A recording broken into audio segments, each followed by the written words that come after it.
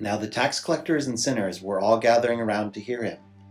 But the Pharisees and the teachers of the law muttered, "This man welcomes sinners and eats with them."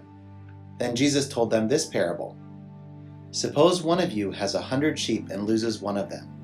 Does he not leave the 99 in the open country and go after the lost sheep until he finds it? And when he finds it, he joyfully puts it on his shoulders and goes home. Then he calls his friends and neighbors together and says, 'Rejoice with me, I have found my lost sheep.' I tell you that in the same way there will be more rejoicing in heaven over one sinner who repents than over 99 righteous persons who do not need to repent. Or suppose a woman has 10 silver coins and loses one.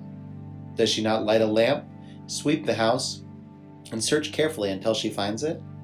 And when she finds it, she calls her friends and neighbors together and says, 'Rejoice with me, I have found my lost coin.'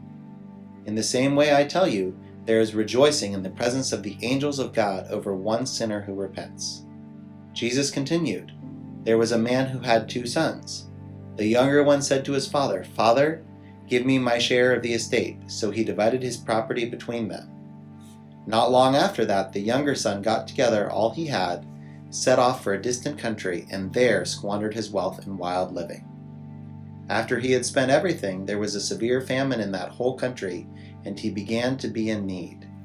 So he went and hired himself out to a citizen of that country, who sent him to his fields to feed pigs. He longed to fill his stomach with the pods that the pigs were eating, but no one gave him anything. When he came to his senses, he said, 'How many of my father's hired men have food to spare, and here I am starving to death. I will set out and go back to my father and say to him, Father, I have sinned against heaven and against you. I am no longer worthy to be called your son. Make me like one of your hired men.' So he got up and went to his father. But while he was still a long way off, his father saw him and was filled with compassion for him.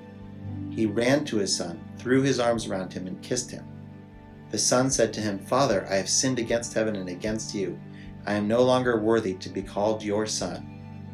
But the father said to his servants, 'Quick, bring the best robe and put it on him. Put a ring on his finger and sandals on his feet. Bring the fattened calf and kill it. Let's have a feast and celebrate. For this son of mine was dead and is alive again. He was lost and is found.' So they began to celebrate. Meanwhile, the older son was in the field. When he came near the house, he heard music and dancing. So he called one of the servants and asked him what was going on. 'Your brother has come,' he replied, 'and your father has killed the fattened calf because he has him back safe and sound.' The older brother became angry and refused to go in. So his father went out and pleaded with him.